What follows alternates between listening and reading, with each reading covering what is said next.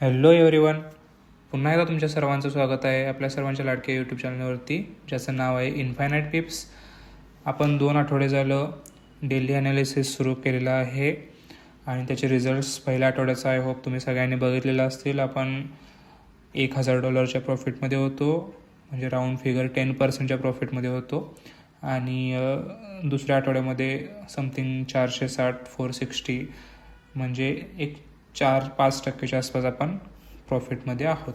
So त्याचेसुद्धा in detail video मी upload केलेले आहेत. म्हणजे हे सांगायचा भावार्थ हा आहे की जे आपण करतो आहे ॲटलिस्ट त्याचे रिझल्ट्स तरी पॉझिटिव्ह आपल्याला बघायला भेटत आहेत. ठीक आहे. सो तीच लिगसी पुढं कंटिन्यू करण्यासाठी आपण बघूया. उद्या 22 डिसेंबर महिन्यातला ऑलमोस्ट लास्ट वीक आपण सुरू करूया ॲनालिसिस डेली टाईम फ्रेमचं. ठीक आहे. उद्या मार्केटमध्ये काय होऊ शकतं, उद्या माझ्यासाठी कुठल्या लेवल्स आहेत, हे थोडक्यात आपण आज बघणार आहोत. सो सुरू करूया GBP JPY पासून. सध्याचं हे स्ट्रक्चर दिसते. जर मी काय म्हणतोय, जर मार्केटने आहे इकडून जर रिट्रेसमेंट दिली, ज्या लेवल आता मार्केट आहे इकडून जर मार्केटनं रिट्रेसमेंट दिली, तर माझ्यासाठी कुठली पोझिशन असणार आहे, तर त्यावेळेला माझ्यासाठी या ठिकाणी मी बायचा प्लॅन करेल. इथे माझा स्टॉप लॉस असेल आणि 1:2 माझं टार्गेट असेल. जर हे नसेल तर काय करेल, मी जिकडून कुठून मार्केट रिट्रेसमेंट देईल तिथून मी पुन्हा फिबोनाची ड्रॉ करून माझे नवीन लेवल्स मी आपल्या ग्रुपमध्ये अपडेट करायचा प्रयत्न करेन. ठीक आहे. सो सध्याच्या सिनेरिओवरून माझी ही लेवल निघते. AUD JPYला जाऊया. AUD JPYमध्ये स्ट्रक्चर शिफ्ट झालेला आहे, सेलिंगचं बाईंगमध्ये कन्वर्ट झालेलं आहे. ठीक आहे. ओके, ऑलमोस्ट या ठिकाणी आपला चेंज ऑफ कॅरेक्टर फिक्स झाला आहे. त्यानंतर मार्केट हे मेजर कुठलाही स्ट्रक्चर शिफ्ट दिलेलं नाही किंवा स्ट्रक्चर कंटिन्युएशन दाखवलेलं नाही माझ्या हिशोबानं. सो आत्ताच्या लेवलला जर बघितलं तर पुन्हा अगेन मार्केट इकडून रिट्रेसमेंट दिली तर माझ्यासाठी ही लेवल असेल. आणि जर मार्केट इथून जिथं आहे तिथूनच जर वरती गेलं तर माझ्यासाठी या ठिकाणी नवीन स्ट्रक्चर होईल आणि मी त्याच्या अकॉर्डिंग नवीन प्लॅन करू शकतो. ही झाली AUD JPYसाठी. युरो JPY काय सांगतं, युरो JPY सुद्धा स्ट्रक्चर शिफ्ट पुन्हा दिलेला आहे त्यानं आणि सेम सिनेरिओ. ठीक आहे. या ठिकाणी सुद्धा सेम सिनेरिओ आहे. सो या सगळ्यासाठी पुन्हा मला हाच एक प्लॅन दिसतोय. जर मार्केटने इकडून रिट्रेसमेंट दिली तर माझ्यासाठी ही लेवल असेल जिकडून मी बाय करू शकतो. ठीक आहे. आणि 1:2 माझं टार्गेट असेल. युरो JPYसाठीचा हा प्लॅन झाला. NZD JPY पण एकदा चेक करू. NZD JPY सुद्धा आपल्याला स्ट्रक्चर शिफ्ट झालेलं बघायला भेटतं. आणि NZD JPY मध्ये सुद्धा सेमच सिनेरिओ आहे. जर मार्केटनं आहे या लेवलवरून रिट्रेसमेंट सुरू केली तर माझ्यासाठी ही बाईंगची लेवल असेल आणि 1:2 टार्गेट असेल. ठीक आहे. त्याच्यानंतर USD CADसाठी नवीन कुठली लेवल असणार आहे काय, तर हा मार्केटमध्ये स्ट्रक्चर शिफ्ट झालेलं बघायला भेटते आपल्याला.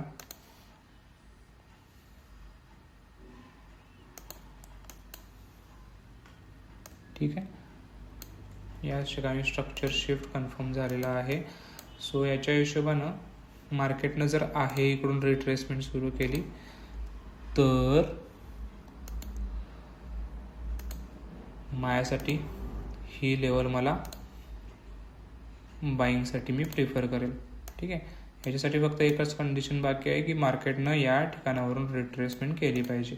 ठीक आहे. जर मार्केट इकडून वरती गेलं तर माझ्यासाठी हीच लेवल पुन्हा शिफ्ट होऊ शकते, ज्याची मी अपडेट्स ग्रुपवर द्यायचा प्रयत्न करेन आपल्या. ठीक आहे. या ठिकाणी युरो USDसाठीची सेमच लेवल असेल पुन्हा आपल्यासाठी, पण मी ती प्रिफर करणार नाही आहे कारण मार्केट ऑलमोस्ट आपल्या लेवलच्या इकडूनच खाली यायचा प्रयत्न करते. ऑलमोस्ट आपल्या लेवलला हिट करून खाली ऑलरेडी आलं आहे. सो मी पुन्हा त्या लेवलसाठी वेट करणार नाही आहे. सो युरो USDसाठी माझ्याकडे कुठलीही नवीन लेवल नाही आहे. NZD USD काय सांगते, NZD USDसाठी माझ्याकडं स्ट्रक्चर कंटिन्युएशन दिसते. सो माझ्याकडे ही खूप चांगली एक लेवल असेल. ऑलमोस्ट त्या लेवलला मार्केट येऊन प्रयत्न करते की खाली जावं.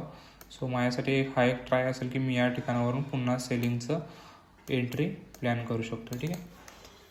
NZD USD नंतर GBP USD. माझ्यासाठी कुठली नवीन लेवल नाही आहे. US ऑइलमध्ये आपलं एक टार्गेट हिट झालेलं होतं. त्याच्यानंतर माझ्यासाठी कुठलीही नवीन लेवल अवेलेबल नाही आहे. AUD USD ठीक आहे. माझ्यासाठी हा स्ट्रक्चर शिफ्ट आहे. त्याच्यानंतर हा स्ट्रक्चर कंटिन्युएशन मी म्हणू शकतो. ठीक आहे. त्याच्यानंतर पुन्हा हा एक मी स्ट्रक्चर कंटिन्युएशन कन्सिडर करू शकतो. त्याच्या हिशोबाने जर विचार केला तर स्ट्रक्चर चेंज इथं झालेला आहे. सो याच्या हिशोबाने माझ्याकडे आता सध्या कुठलीही नवीन लेवल अवेलेबल नाही आहे. ही लेवल होती जी की मार्केटनं ऑलरेडी प्ले करून आपल्याला आपलं टार्गेट दिलेलं आहे. ठीक आहे. स्टॉप लॉस आपला हिट झालेला नाही तिथं, पण आपण हा ट्रेड घेतलेला नव्हता कारण स्ट्रक्चर एकदम क्लिष्ट आणि किचकट दिसत होतं त्याच्यासाठी. युरो GBP काय सांगतं? युरो GBPनं स्ट्रक्चर शिफ्ट केलं आहे काय? तर नाही आहे. युरो GBPनं स्ट्रक्चर शिफ्ट केलेलं नाही आहे. सो माझ्यासाठी अजून कुठलीही नवीन लेवल या ठिकाणी पेंडिंग नाही आहे. मी आपल्या ॲनालिसिसमध्ये नॅशडॅक एक ॲड करतो आहे कारण नॅशडॅक एक खूप सुंदर पेअर आहे. नॅशडॅकमधून आपल्याला खूप चांगल्या पद्धतीचे टार्गेट्स भेटू शकतात.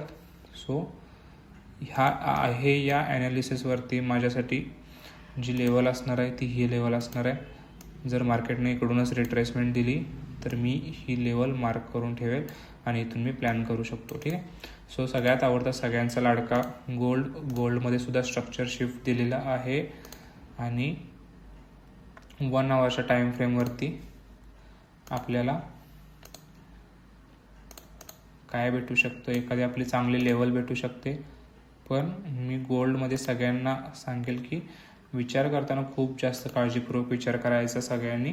मी गोल्डचे ट्रेड्स प्लॅन करताना तुम्हाला मल्टिपल कन्फर्मेशन घेऊनच गोल्डला ट्रेड करायचे. आपल्या जर्नलमध्ये मी गोल्डचा कुठलाही ट्रेड मेंटेन करणार नाही. याच्यासाठी खास कारण आहे, कारण गोल्ड आणि अदर करन्सी पेअरचं पीप कॅल्क्युलेशन खूप मोठं आहे. सो ह्याचं कम्पॅरिझन होऊ शकत नाही, कारण आठवड्याभर जर आपण प्रॉफिट काढला आणि जर एखादा गोल्डचा स्टॉप लॉस गेला तर आपला पूर्ण ॲनालिसिस वाया जाऊ शकते.